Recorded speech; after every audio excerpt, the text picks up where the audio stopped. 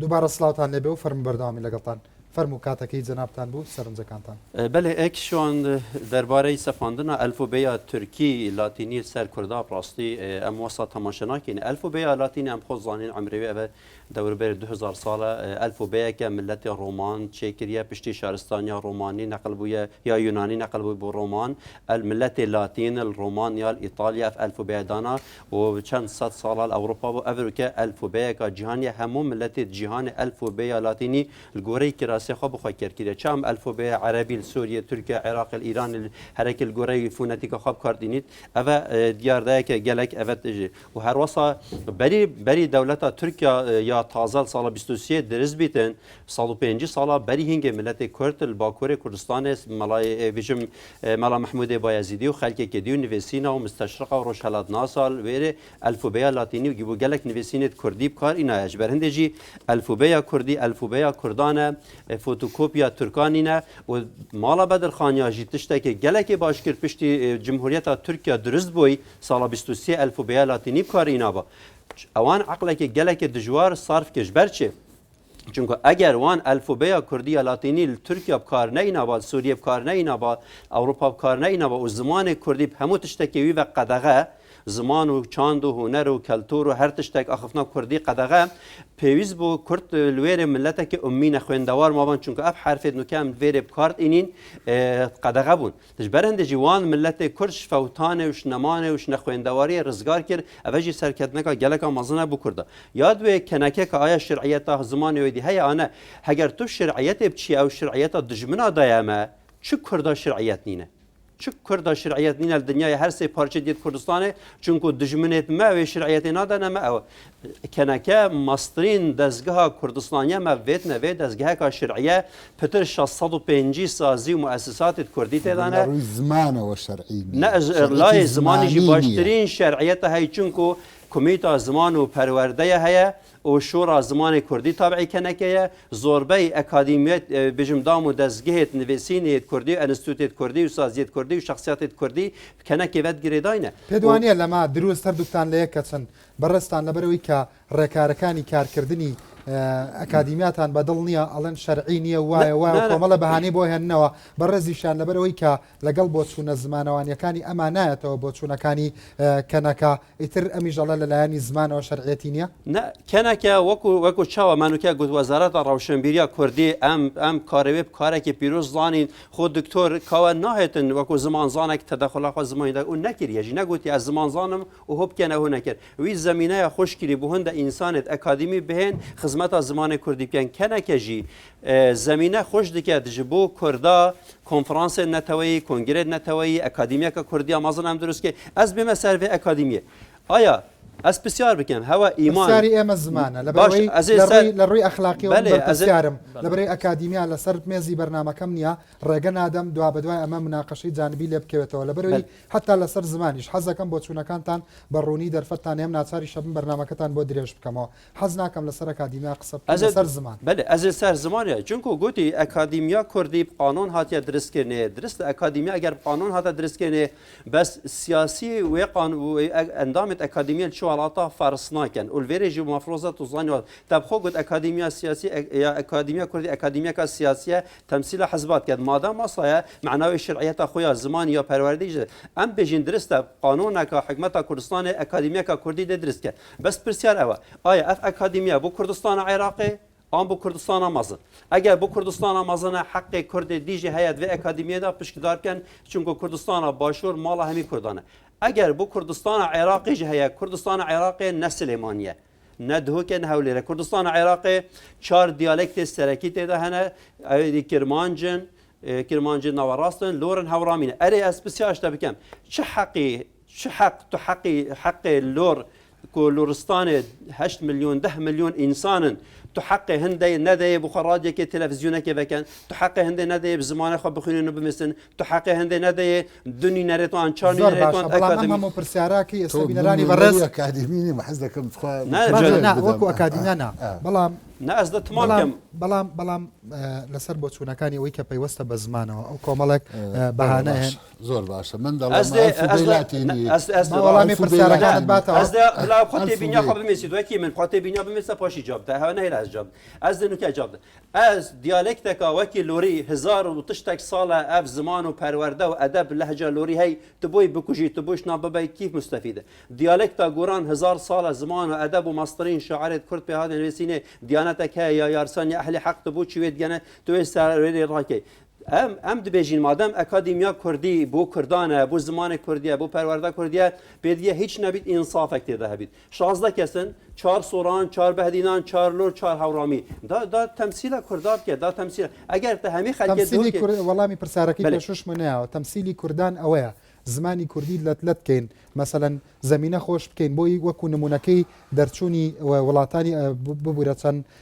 گەلێکم هێنایەوە لە قەڵەمڕەوی ئیتالی و تموردەوردا زمین و زەمان کردنی بە 5-6 نەتەوەی جیا ئەمەی کە بەڕێستان باسیەکەن پێ دوانیە ئەگەر ئیستعمار ڕۆژگارێ کوردی کردووە بە 4-5 پارچەوە ئەمەی کە بەڕێستان باسیەکەن کوردەکەن بە 7 پارچەوە ئەگەر بە تارە سەیری کوردستان بکەیتر مۆزاییک دیارە بێ شتێک بە ناوی کورد دیار نابێ بس سويد خلت تناجين اف ذهنيته وعقليته ام سرتشين ذهنيته وعقليته يا يك دولة يك دولات يك نتوا يك زمان يك الله يك دين اف ذهنيته اتا تركيا ذهنيته موسولينيا ذهنيته ستالينيا ذهنيته شوفينيزم الماني وايطاليا كواني او بوتشونان هي بل خدمن شوفينيتي لهجه بل خدمن نو كان نابتن تو زمان استاندارد كردي سرشواز عربي اني تركي اني انجليزي روسي تو نابي دستور دولت که ببینید واقع کردستان چاویه و تو دیف واقع کردستان زمان عربی قرآن ابو چکر و محمدی چکر بس کردا چه قرآن ابرکنینن چه باجرت کردستان جی مکه نینن و دیساجی کشوان محمد نینه مادام تأونینه تو ده هي دي آیا بريطانيا دولتك عظمى بالدنيا هم داگیر کرد ولا باللهجه گندکی کرد اللهجه زمان استاندارد او جنمايه أبا بو تركا رابو ملت أكثر نقشة راكر والسيستم كني استعماري بودان هاتشتكني ديك فير أريب أو أندامة أكاديمية أجر مروفة أكاديمي بن مرو كيت هالبجيرتن أكاديمي عندي وزارة روشنبيري خل روشنبيري كردستان غازي كات بجتوارن قال روشنبيري 1000 روشنبير مال باشوري زانكويا دوكي 1000 دكتور ماجستير لنا بوشي معقولة اكشوان 1000 دكتور ماجستير كيرنهت بيت الأكاديمية ده بلام أوي كبرستان داسيكي أجر استكسك لبينراني برز أقدارين بلسر زماني كردي ولسر ميجي كرد وازانه هشتا هجا برزاني لدايق نبوه وازانه هشتا أزموني 4 سالي حكمي ذاتي دروز نبوه وازانه هشتا هيك دير أدبيات دروز نبوه وازانه هشتا حكومتي عراقي داني بوانا ناوكا بم زماني كي استمن بي آخفم وقفتوغو كم وازانه هشتا هيز برارك نيرا أميكا برستان باسي أكن مثلا بسيطرين شد با رولي كسيكي لبري باسي مجوب كن رولي كسيكي وكو هجا بارزاني شون هەڵدە سەنگێنی کاتێکە چەندین ڕیوایەت هەیە گەلەوانە کە بە ڕێز مەسعود بارزانی سەرۆکی هەرێمی کوردستان لە مەجلیسەکانە گێڕاوێتەوە ئەڵێ کاتێک کە ئیلتیحاقم کردو بە باوکمەوە دوای چەند کۆبوونەوەیەک لە مەجلیسەکانە کاتێک کە هەر بەم زمانە قسەیە کرد ئەڵێ وتم با بازانی من زۆر تێناگەم ئەڵێ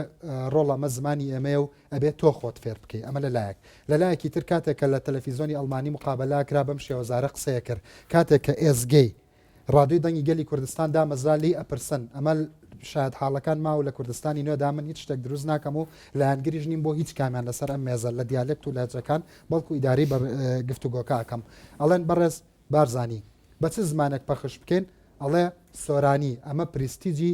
طبعا ڕەنگە تعبیرەکەی من ئەو نەیوتوێ پریستیجی زمانی ستانداردی هەیەشتێ بەڵام ئەڵێ ئەمە زمانی ئێمەیە پێدوانیە ئەگەر سەیری لۆجیکی بیرکردنەوەی هێژا بارزانی بکەین لەو ساتە وەختانەدا زۆر لە ئەکادیمیسیانەکانی ئێستا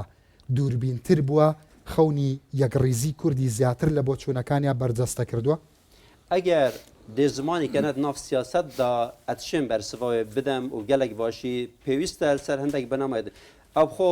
کوردستانێت تۆ بڕیارێک سیاسی بدەی تو دێ شینا چارەسەرکەی دێ کوورەژیکەی اوه الویر بریارک سیاسی باشور کردستان بیت دان دیالکت بسر دیالکت بیت سپاندنه کاریگریاوی یا هرمی و نافنتوی یا بجم در به کردستان ده بیتن ام الهندت گرهی بوچید کنگران نتوی کردستانی دا ماف دای همو دیالکت کردی آزاد بن سربست بن کیف خو دیالکت خواب کار بینن و بزاف جید گل رابطه کرن ام زمانه که استاندارد من چه بۆچوونی جەناب تەمەوێت لەسەر ئەوە بۆ نمونە قسەیەکم کردووە لانی کەم بە ئەم گەنجانە بیزانن بۆچوونەکەی بەڕێز بارزانی باو بوچی بارزانی سال 61 حتی 75 بریارک سیاسی ندا دیالکت سورانی ببیت زمان فرمی کردا چون کد مصلحت دا ندید بوچی مسعود بارزانی حتی افریقیا بریار ندا سورانی بیت زمان فرمی کردا چون کد مصلحت دا نبینی بارزانی سورانی آخفت سبب که رئیسی هيا نبت كرجك وبر ومالا بارزان تصحيات جلك في مجال دادا هر چند دستورانی حتی به گاوه کشوان باش نزانید زمان خواهد این ندبن و خارد کن به هوای تیب خلکی تیب کواته آمند پیدوه کواته برس برزانی آمند نتویی نبو آمند حزبی هبو نه آرمانجا که نتویی هیا جبو هند که کرد بگهنه ایک نزیکی ایک ببن کرد سر بکبن بشتی سرکفتن او پرستا زمان نتویی بخو حل که چون که راست زمان ستینه که نتویی و کرد هلانه هلاویستی و یکیتیا کردای نتویی پاراستیا بس زمان تو فرصتك جوان دا وكي مجرسوني تشكري وكي انجليز بجن وكي دا وكي ترك بجن وكي فارس بجن تو برسي ظروف طنقاف دا بيني بكي برسا نتويا سياسيه كردا تشتك خرابه بوچيد همي قبات ظروف سركفتنه دا دجمنه كردا مثلا زمانه يجيت زمانه نتويت اینه چونكو افريقيا روش حالات ناوي روشكا تايبت هيا روشا سرخبون آزادي و رزگاريا گلان هيا بهارا گله كردستان هيا حركه كردي باكور كردستان برو سركتنه سوريا و ايران زور باشا اگرم اولاد بلام بپی بۆچینی ئەم بێت ئەم زمانش کە ئێوە بەرگری لەکەن ئەمە پرۆسەیەکی مێژوویە ئەمە بەشێکی دەستی ئینگلیزی تایە ئەمە تۆفیق وهبی بەگو ئەوان بە قەرارێکی سیاسی ئەمەش کەمتر لە زمانە لاتینیەکەی تورکیا و کوردستانی باکوور سیاسی نەکراوە من پێشێکی حەز دەکەم ڕەوشی مناقشەکەمان لە بە دوو اتجاهی هەڵەدا نەڕوە یەکەمە گەرێمە خۆمان مشکلەیەکمان لەگەڵ دەستگایکی کوردی هەبێ وەزارەتێک بێ ئەکادیمیا بێ ئەم مێزگردە بۆ شوێنی ئەوە نییە ئێمە ئەو کێشەی خۆمان لەگەڵ ئەوان بخەینە ڕوو هێرشیان بکەین دووەم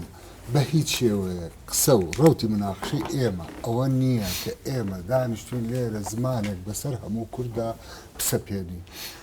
بۆیە هیچ کەس دەخۆی بکاتە قوربانی وەکەوەی ئێمە بێین بە زۆر زمانێکی بەسەردا بسەپێنین و یان لەهجەی تر 8 ملیۆن لۆڕ و ئەمەندە ملیۆن هەورامی ناچار بکرێن کە ئێمە شتێکیان بەرامبەر بکەین ئێمە قسە لە یەکشت دەکەین سنوورێکی دیاریکراوی هەرێمی کوردستان هەیە حکوومەتێک هەیە بە پێی دەستوری عێراق یەکەم جارە لە مێژووی کووردا زمانی کوردی لە هەموو عێراق زمانی ڕسمیە ئایا لە بەرامبەر دەوڵەتی عێراق کە دەڵێن لەسەر پارە لەسەر پاسپۆرت لە دادگاکان لە بەسڕەوە هەتا دوورتری شوێنی عێراق کوردێک لە دادگا لە دائیرەیەک مافی خۆیەتی داوای وەرجێ بکە کە دەڵێن زمانێکی بێنن لەسەر پاسپۆرت بینووسن میلەتێک ڕێز و حرمەتی خۆی بگرێت 4 لەهجە پێشکەش دەکات دەڵێ فەرمونون بە کوردی خوارو بینووسن کە بەداخەوە هەندێک بۆ سوکردن و کەمکردنەوەی پێی دەڵێن سۆرانی دەنا سۆرانی نییە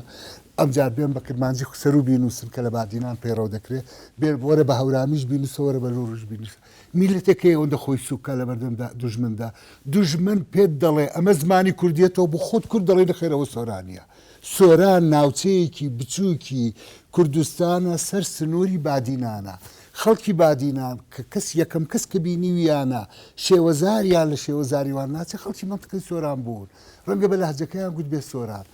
کورد لە کەرکووک بەو شێوە زمانە نووسیوێتی لە سنە بەو شێوە زمانە نووسیوێتی شاعرانی کورد هەر لە سەردەمی نالی و شێغڕەزا و سالمی سنە و وەفاییەوە کە ئەم خەڵکی موکوریان بووە ئەم خەڵکی کەرکووک بووە ئەم خەڵکی ئەو شێوە زمانەی ئێمە قسەی پێ دەکەین بەرهەمی سێ میرنشینیە میرنشینی بابان میرنشینی ئەردەلانەکان کە پایتەختەکەی سنە بووە میرنشینی موکوریان کە پایتەختەکەی مەهاباد بۆ زائیدە ناوچەیەکی فراوانی گەرمیان لە هەموو ئەم ناوچانە ئەم زمانە 200 ساڵ زیاترە پێی دەخوێنرێ پێی دەنووسرێ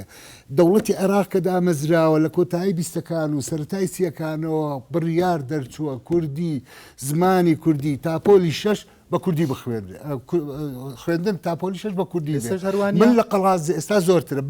من لە قەڵازێ بە کوردی خوێندومە تا پۆلیشش باشە لە بادینان ڕێگە نەدراوە بادینانە. ئەگەر ئیجازە بدەی ڕێگە نەدراوە بە کوردی بخوێندرێ خۆ تاوانی ئێمە نییە هەفتا ساڵ وستیانە ئەم شێوە زمانە لە بادینان بکوژن نێڵ کوردی کوردی ناوچەی بادینان ئەسڵەن پلانەکە ئەوە بۆ لە ناو عەرەبیزمی مووسڵدا بتوێنرێتەوە دهۆک و بادینان کۆلۆنیایەکی بچووکی اقتصادی و فەرهەنگی و جوگرافی مووسڵ بووە وا استراتیجەکە ئەوە بووە ڕێگەیەک نەبووە تۆ لە دهۆکەوە بێ ئللا دەبوو بە مووسڵدا بێ بۆ ناوچەی هەولێر و ئەوانە جا قسەکە لەوەیە ئەمە ئەم زمانە خۆ حکومە نەیگوتۆ بڕۆن بە سۆڕانی بخوێن سۆڕانی ئەمە تازەیە بەڕاستی یعنی من هەست بە ئیهانەیەکی گەورە دەکەم هەست بە شەرمەزاری دەکەم کە خەڵکێکی کورد بە زمانەکەی خۆی بڵێ سۆرانی کە من بە کرمانجی بڵێم وڵا ئەوە هەموو کرمانجی لە بادینیدا کۆکەمەوە یا بڵێم وڵاوە بازیدیە یا بڵێم ئەوە بۆتانیە ئەمە زمانی کوردیە 200 ساڵەوە کوکتم هەر زیاتر ئەدەبیاتی پێدەنووسرێت لە هەموو ناوچەکان ئەو ستاتوسەی وەرگرتووە لە خوێندندا هەر ئەو زمانە بەکار هاتووە برادرانی بادینان چەند ساڵە بە بادینی کرمانجی سەرور ئەو شێوە دیالکتی بادینانەیان گۆش کراوە متوربە کراوە بۆ ئاینتر بەوە دەخوێنن تا قۆناخی زانک و پیرۆزیان بێ ئەو بڕیاری خۆیانە نابێت دکتۆر کامەرا وا من پێشان بدا وەکەوەی من دژی ئەوە بم خەڵکی بادینان دەمبەست بکرێت و دەبێت ئیلا وەکو سلێمانی و کەرکووک بخوێنن یا خەڵکی ناوچەکانی تری کوردستان من بە هیچ شێوەیەک دژی ئەوە نیم بەڵام ئازادن بەچی دەخوێنن ئازادن چۆن دەکەن بەڵام حکوومەتێک نییە لە دنیادا زمانێکی نەبێت حکوومەتێک نییە لە دنیادا ئاڵایەکی نەبێت چەند ئاڵا پێویستە زمانێک بۆ حکوومەت کە عملیەن ئێستا ئەو زمانێک کە دۆکومنتەکانی سەرۆکاتی هەرێم پەرلەمان وەزارەتەکانی کۆمپلێت پێدەنووسرێتەوە هەمووی ئەو شێوە زمانەیە کە بەداخەوە هەندێک پێی دەڵێن سۆرانی زۆر باشە بەڕێز دکتۆر پرسیارێکی خستە ڕوو پرسیارەکە مەسەلەن زۆر واقعیە پرسیاری خەڵکی کوردستانیشە لە بۆ چوونەکەی بە ڕێزیشانەوە هەڵیانجام ئەڵێ ئەگەر سبەینە پارەی عێراقی چاپ بکرێ زمانی ئەمە بە فەرمی زمانی فەرمیە لە عێراقدا و لە دەستورە هاتووە مەسەلەن پێدوانە ئەگەر ئەوان داوای ئەومان لێ بکەن زمانە کوردیەکەتان بێن ئەگەر بە پێی لۆجیکی ئەمان بێ ئەبێ هەر 5 دیناری عێراقی بە قەدەر جەریدەیەک ببێ بە زازایی لێی بنووسە و بە سۆرانی لێی بنووسە و بە بادینی لێی بنووسە باوەڕ ناکەم کاک دکتۆر جواب باسی مەسەلەکەی کردن شتەکە باس ناکرێت یەکەمین چەمکی زمانی کوردی چییە ئەگە بڵێن چەمکی زمانی کوردی هەر ئەو زمانەیە بریتە بلەوەی کە ئەو ناوچەیە کە کاک دکتۆر باسی پێکرد کە ئەو سێ ئیمارەتە و گەرمیان قسەی پێکات سۆرانیش بیرشتنی سۆرانی ئەوانە قسەی پێکە ئەمە زمانی کوردی پێم وایە من زمانی کوردی چەمکی زمانی کوردی لەوە زۆ فراوانترە هەموو پێکاتەکە پێڵێن زمانی کوردی ئەمە تێکڕای ئەمانە شێوەزارە لێرەدا لەبەرەوە ئێمە زمانمان هەیە زمانی کوردی کەڵێن زمانی کوردی باوشێکی گەورەیە هەموو ئەمانە دەگرێتەوە هەموو ئەمانە بنەمای هەیە ئەمە تۆ من لەگەڵ کاکامەران ئێستا قساکە بەم شێوەزارە من لە کاکامەران تێدەگەم کە شتێک دەنووسێ هەتا بۆ ڕێنووسەکە هەمان ڕێنووسە ئەگەر بە چەند زاراوایەکی ئەو ناوچەیە تێدای من لێ تێدەگەم ماناوی ئەمە یەک زمانمان هەیە زمانی کوردیمان هەیە بەڵام ئێمە ئاریشەمان هەیە هەندێک گرفتمان هەیە ئەمە چۆن چارەسەرەکەین باسی ئەوە دەکەین لێرەدا لەبەر ئەوە گرفت نییە پێم وایە دەستگا زانستیەکان دەتوانن سبێ ڕۆژ ئێمە دێڕێکیان ڕستێک ئامادەکەن بۆ دەسەر دراو بنووسرەوە گرفتی سەرەکی نییە ئەوە گرفتی ئەمە چییە ئەم زاراوانە چۆن استیفادە دەوڵەمەند بوونەکەی بکرێ یەکی لەو شتانی کە وتومانگەلەکەمان هیچ شێوەزە هەمووی استیفادەی لێکە شتێک نییە من استیفادەی لێ بکەم شتێک نییە من ئەمە ئەسڵ بێ باقی فەرع بێ ئێمە ئەوەمان نییە نابێ وابیر بکەین باشە کورد وەکوڵای بە پێی لۆجیکی ئەو تا ئێستا کورد زمانی دەوڵەت و زمانی فەرمینیە من پێم وایە کورد زمانی هەیە کورد چۆن زمانی هەیە زمانەکە زمانی کوردیە ئەم زمانە کوردیە زمانی کوردی بریتی نییە لەو زمانەی کە تەنها من قسەی پێ دەکەم زمانی کوردی بریتیە لەو زمانەی کە من قسەی پێ دەکەم کاک دکتۆرش قسەی پێ دەکەم ئەم بۆ چوونە نوعە لە دەمارگیریتە کە زوای نەگوتۆ زمانی کوردی تەنیاوای من قسەی پێ دەکەم من دەڵێم من زمانی کوردی ئەو شوێنە نییە ئەو ناوچە جوگرافیە نییە زمانی کوردی فراوانترە لەو ناوچە جوگرافیە ئەبێدان بەوە دابنێ ئەمە یەک ئەم فراوان بوونە وامان لێ دەکە کە مامەڵە بکەین کە ئێمە دەوڵەتمان نەبووە کە دەوڵەتمان نەبووە مؤسساتی دەوڵەتمان نەبووە ئێستا ئێمە لە قۆناغی دامەزراندن و کارکردنی بۆ دەوڵات و زمانێک ئەو زمانەی کە بە تەجروبەی هین کە شێوازێک لە ئەو شێوازش کە ئەبێ سبێڕۆژ کە سەروەرە بێ مانای نییە ئەو شێوازە کۆمەڵێک شێوازی در تێکەڵە بێ ئەم پرۆسێ ئەبێ مەجای بدرێتێ بواری پێ بدرێتێ بە دەوڵەمەند بکرێ بۆیە ئێمە لێچێ لە بریارێک لە ڕاستپاردەکان باسی فەرهەنگەکەین بە هەموو زاراوەکان کە فەرهەنگەکە بێ بە هەموو زاراوەکان ئەمە لێک نزیک بوونەوە بێ و ڕاستیە ئێمە باسی هینمان نەکرد بێ زمانی بێگورتومان نەگرت بێ یان زمانی فەرمیمان نەگرت بێ کە باسی لێک نزیک بوونەوە دەکەی ئەم شێوە زاراوانە بەو معنایە تۆ نزیکێکیتەوە کە باسی چێت بکەیت یعنی ئێمە وابیر لە مەسەلەکە دەکرێتەوە لەبەر ئەوە هەر بیرکردنەوێک وابیر بکرێتەوە کە من ناوچەیەک سەروەرەوە ئەوەی تر تابع بێ یان ئەوەی